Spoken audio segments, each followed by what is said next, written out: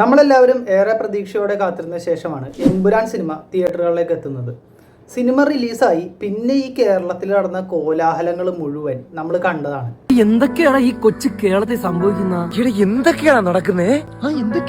സിനിമയെ കുറിച്ചുള്ള ഒരു റിവ്യൂവും തുടർന്നുണ്ടായ വിവാദങ്ങളും മറ്റ് കോലാഹലങ്ങളിലേക്കുള്ള ഒരു നിരീക്ഷണവും അനാലിസിസും ഒക്കെയാണ് ഇന്നത്തെ നമ്മുടെ വീഡിയോ.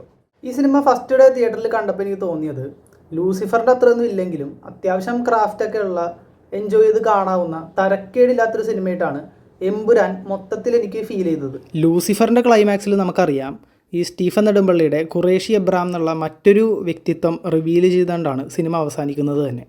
അപ്പോൾ നമ്മളെല്ലാവരും എമ്പുരാന് വേണ്ടി ഇത്രയും ആൻറ്റിസിപ്പേറ്റ് ചെയ്ത് വെയിറ്റ് ചെയ്തത് തന്നെ എനിക്ക് തോന്നിയത് ലൂസിഫറിൽ പറയാൻ ബാക്കി വെച്ച ഒരുപാട് കാര്യങ്ങൾക്കുള്ള ഉത്തരം, ഒത്തിരി സസ്പെൻസിനുള്ള ഉത്തരം എമ്പുരാനിൽ കിട്ടുന്നുള്ളൊരു പ്രതീക്ഷയിൽ തന്നെയാണെന്ന് എനിക്ക് തോന്നിയായിരുന്നു. ഇപ്പോൾ ഈ പി കെ രാംദാസിൻ്റെ അടുത്ത് സ്റ്റീഫൻ നെടുമ്പള്ളി എങ്ങനെ എത്തിപ്പെട്ടു എന്നുള്ളതും എന്താണ് സ്റ്റീഫൻ്റെ ശരിക്കുള്ള പാസ്റ്റ്, ഇതിനൊക്കെയുള്ള ഒരു ഉത്തരം എമ്പുരാനിൽ കിട്ടുന്നത് തന്നെ എനിക്ക് പ്രതീക്ഷ ഉണ്ടായി. ഇപ്പോൾ ബാഹുബലിയുടെ ഫസ്റ്റ് തീരുമ്പോൾ തന്നെ എന്തിനാണ് കട്ടപ്പ ബാഹുബലിനെ കുത്തി എന്നുള്ളതിൻ്റെ ഒരു വലിയ ചോദ്യത്തിനാണല്ലോ എല്ലാവരും സെക്കൻഡ് വെയിറ്റ് ചെയ്തത്. അതേ സെയിം പാറ്റേൺ തന്നെയാണ് ഇവിടെ എനിക്ക് തോന്നിയത്. ഏതായാലും എമ്പുരാൻ സിനിമ തുടങ്ങി സിനിമ ഇങ്ങനെ ഫുള്ള് കണ്ടു കഴിഞ്ഞപ്പോൾ എനിക്ക് തോന്നിയത് കഥ വേറൊരു ഡയറക്ഷനിലോട്ടൊക്കെ പോയതായിട്ടാണ്. അതായത് ഈ സയ്യിദ് മസൂദ് പൃഥ്വിരാജിൻ്റെ ക്യാരക്ടർ ലൂസിഫറിൽ സ്റ്റീഫൻ നെടുമ്പള്ളിയുടെ ഒരു റൈറ്റ് ഹാൻഡ് ആയിട്ടുള്ള ഒരു ക്യാരക്ടർ ഇതിൽ പുള്ളിയുടെ കഥ മെയിൻ വിഷയമായിട്ട് വരുന്നു. അതായത് പുള്ളിയുടെ ബാല്യവും ഈ സയ്യിദ് മസൂദിൻ്റെ റിവഞ്ചും ഇതൊക്കെയാണ് പ്രധാന കഥയായിട്ട് വരുന്നത്. നമ്മൾ ആക്ച്വലി വന്നത് ഈ ലൂസിഫറിൻ്റെ ബാക്കി സസ്പെൻസും സ്റ്റീഫൻ നെടുമ്പള്ളിയുടെ ബാക്ക് സ്റ്റോറിയും ഈ ഖുറേഷിയുടെ ഈ ഒരു വേൾഡൊക്കെ അറിയാൻ വേണ്ടിയിട്ടാണ്. അപ്പോൾ എനിക്ക് തോന്നിയത് പൃഥ്വിരാജ് ഇങ്ങനെ കഥ ഡെവലപ്പ് ചെയ്യണതിൻ്റെ ഇടയിൽ മുരളി ഗോപിനെ കൊണ്ട് പുള്ളിയുടെ ക്യാരക്ടർ അടിപൊളിയാക്കാൻ വേണ്ടി കഥ ഇങ്ങനെ വേറൊരു രീതിയിലൊക്കെ വഴിതിരിച്ച് വിട്ടതുപോലെയാണ്. അപ്പോഴും ലാലേട്ടൻ വരുന്നുണ്ട്, ഖുറേഷിനെ കാണിക്കുന്നുണ്ട്.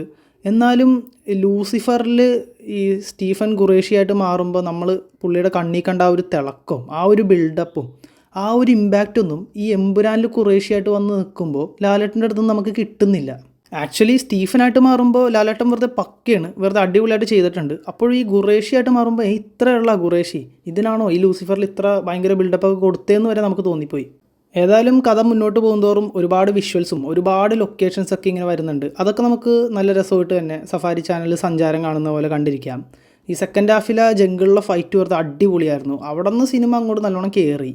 എങ്കിലും മൊത്തത്തിൽ നോക്കിയാൽ ലൂസിഫർ നമുക്ക് തന്ന ഒരു ഇമ്പാക്റ്റിൻ്റെ 60% പോലും എമ്പുരാനിൽ നിന്ന് എനിക്ക് കിട്ടിയില്ല. ആ ക്ലൈമാക്സിലെ ഫൈറ്റായിരുന്നു ഏറ്റവും അരോചകം. അതൊരു തനി തെലുങ്ക് മസാല പടം പോലെ. ആ ഫിർസിന്ദ എന്നുള്ള BGM കൂടി ആയപ്പോൾ ഏതോ ഒരു അക്ഷയ് കുമാറിൻ്റെയൊക്കെ ഒരു പൊട്ട ഹിന്ദി സിനിമ കാണുന്ന പോലെ അത്രയും മോശം ഫൈറ്റ്. ക്വാളിറ്റീനെ പറ്റിയൊക്കെ ഇത്ര ആധികാരികമായിട്ട് സംസാരിക്കുന്ന പൃഥ്വിരാജ് തന്നെയാണോ ഇത് സംവിധാനം ചെയ്തതെന്ന് തന്നെ എനിക്ക് തോന്നിപ്പോയി. ലാലേട്ടൻ തൻ്റെ ഭാഗം അടിപൊളിയായിട്ട് ചെയ്തപ്പോഴും ആ കോസ്റ്റ്യൂമിൻ്റെ കാര്യമാണെങ്കിലും ആ തണുപ്പത്തിടുന്ന ജാക്കറ്റും ആ ടെറൈനിലിടുന്ന കോസ്റ്റ്യൂമൊക്കെ ക്ലൈമാക്സിൽ ആ ചൂടുള്ള സ്ഥലത്തുള്ള ഫൈറ്റിലും എല്ലായിടത്തും കൊണ്ട് അതൊക്കെ വെച്ചതൊക്കെ സംവിധായകൻ്റെ ഒരു പിടിപ്പുകേടായിട്ട് തോന്നി. ഈ സ്കോറിങ്ങിൻ്റെ കാര്യം എടുത്താലും ഈ ദീപക് ദേവാണ് മ്യൂസിക് ഡയറക്ഷൻ. പുള്ളി നമുക്കറിയാം ഭയങ്കര നല്ലൊരു മ്യൂസിക് ഡയറക്ടറാണ്. പുള്ളിയാണ് ഉറുമിയുടെ നരൻ്റെയൊക്കെ മ്യൂസിക് ചെയ്തത്. എന്നാൽ ഈ എമ്പുരാനിലേക്ക് വന്നപ്പോൾ പുള്ളി ഭയങ്കര മിഡായിട്ട് തോന്നി. അതായത് സിനിമേനെ എലവേറ്റ് ചെയ്യിക്കുന്ന തരത്തിലുള്ള ഒരു മ്യൂസിക് ഈ സിനിമയിലില്ല. നല്ല ഇൻട്രോയും നല്ല വിഷ്വൽസൊക്കെ ആയിട്ട് പോലും ഈ സിനിമേനെ എൻഹാൻസ് ചെയ്യിക്കുന്ന തരത്തിലല്ല അതിൻ്റെ മ്യൂസിക്കൊക്കെ.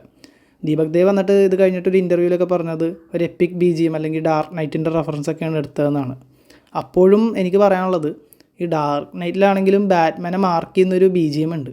ഒന്നും വേണ്ട, ഏറ്റവും നല്ല ഉദാഹരണം ഈ രോമാഞ്ചം എന്നുള്ള സിനിമയൊക്കെ ശരിക്കും ഒരു ആവറേജ് സിനിമയാണ്. ആ സിനിമയ്ക്ക് നല്ലൊരു തിയേറ്റർ എക്സ്പീരിയൻസ് കിട്ടാൻ തന്നെ കാരണം സുഷിൻ ശ്യാം അതിനെ ആ സിനിമേനെ മ്യൂസിക്കിലൂടെ വളരെയധികം എലവേറ്റ് ചെയ്യുന്നതുകൊണ്ടാണ്. ഇപ്പോൾ ജയിലർ നല്ല സിനിമയാണ്. ജയിലർ ആണെങ്കിലും അനിരുദ്ധ അതിൻ്റെ BGM വഴി എന്തോരം ആ സിനിമേനെ ഹൈപ്പിലെത്തിച്ചു എന്ന് നോക്കിയാൽ മതി. അപ്പോൾ എനിക്ക് തോന്നിയത് ഈ സിനിമ ഒരു സുഷിൻ ശ്യാമിനോ അല്ലെങ്കിൽ ഒരു ജെയ്ക്സ് ബിജോയ്ക്കൊക്കെ കൊടുത്തെങ്കിൽ തന്നെ വേറെ ലെവൽ ഒന്നും കൂടി തിയേറ്റർ എക്സ്പീരിയൻസ് വെറുതെ അടിപൊളിയായിട്ട് കിട്ടിയെന്ന് എനിക്ക് തോന്നി. അപ്പോഴും ഇതിൽ അസ്രയിൽ എന്നുള്ള ട്രാക്ക് എനിക്ക് ഭയങ്കര ഇഷ്ടമാണ്. അത് ഞാൻ ഇപ്പോഴും ലൂപ്പിലടക്ക് കേൾക്കാറുണ്ട്. ഒരു സിനിമ മികച്ചതാകുന്നത് അതിൻ്റെ കണ്ടൻറ്റും ക്രാഫ്റ്റും രണ്ടും ഒരുപോലെ അടിപൊളിയായിട്ട് വരുമ്പോഴാണ്. അതിനുള്ള ഏറ്റവും നല്ല ഉദാഹരണമാണ് മഞ്ഞുമ്മൽ ബോയ്സും ആവേശമൊക്കെ. മഞ്ഞുമ്മൽ ബോയ്സിൻ്റെ കാര്യം നമുക്കറിയാം. അതിൻ്റെ കണ്ടൻറ്റ് തന്നെ, അവരുടെ സൗഹൃദം, ആ ബന്ധം, ആ ഹ്യൂമാനിറ്റീനെ പറ്റിയുള്ള സംഭവം, അതൊക്കെയാണ് ആ സിനിമയുടെ സത്ത തന്നെ. എന്നാൽ ക്രാഫ്റ്റിൻ്റെ കാര്യം എടുത്താലും ആ ഗുഹയും ആ സിനിമയുടെ മേക്കിങ്ങും ആ മ്യൂസിക്കും ടെക്നിക്കൽ സൈഡും രണ്ടും വെറുതെ പീക്ക് വർക്കായിട്ട് നിന്നപ്പോഴാണ് നമുക്ക് മികച്ചൊരു സിനിമാറ്റിക് എക്സ്പീരിയൻസ് കിട്ടിയത്.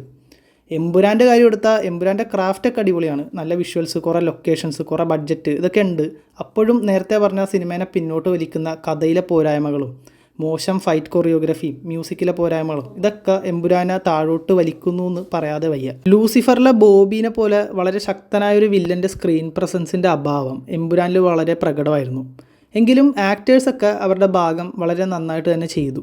ടോവിനോൻ്റെ ക്യാരക്ടറിന് ഇതിൽ വന്ന ചേഞ്ചൊക്കെ വളരെ ഇൻട്രസ്റ്റിംഗ് ആയിരുന്നു. പിന്നെ സുരാജ്, മഞ്ജു വാര്യരാണ് ഈ സിനിമയിൽ ഏറ്റവും നന്നായിട്ട് അഭിനയിച്ചതെന്നും എനിക്ക് തോന്നി.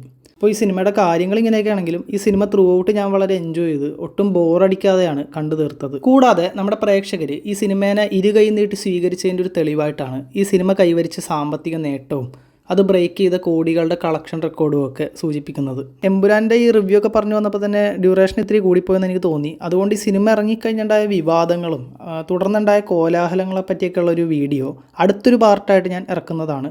അപ്പോൾ നിങ്ങളുടെ അഭിപ്രായങ്ങൾ കമൻറ്റ് ബോക്സിൽ രേഖപ്പെടുത്തുക. ഇതിൻ്റെ പാർട്ട് 2 ആയിട്ട് നമുക്ക് വീണ്ടും കാണാം. Thanks for watching. ഇനി സിനിമയുടെ വിവാദങ്ങളെ പറ്റി പറയുകയാണെങ്കിൽ തന്നെ മുരളി ഗോപിയുടെ ഒരു ഇൻ്റർവ്യൂവിൻ്റെ പോർഷൻ ഉണ്ട്. ഏതൊക്കെ വിഭാഗങ്ങൾക്ക് വ്രണപ്പെട്ടു, ഏതൊക്കെ വിഭാഗങ്ങൾക്ക് വ്രണപ്പെട്ടില്ല എന്നറിയണം. കലാപത്തിൻ്റെ പശ്ചാത്തലം, പിന്നെ കേരള സ്റ്റോറിയുടെ റെഫറൻസ്, സംഭവം ഇറക്ക്.